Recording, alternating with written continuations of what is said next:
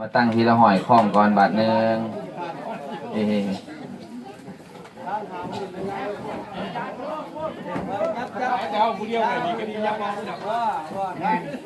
อันนี้หอยเอาคล้องมาหอย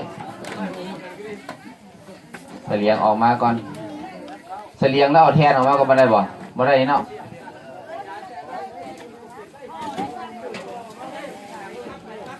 ไม่ตีคล้องเดี๋ยวเอามาเนี่ย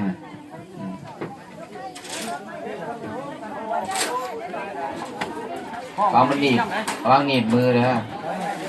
เอาไม่ดีคล้องเอามาเนี่ย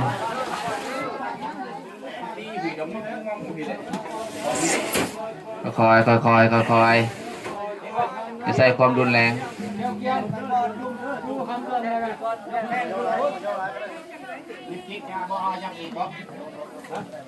อันนั้น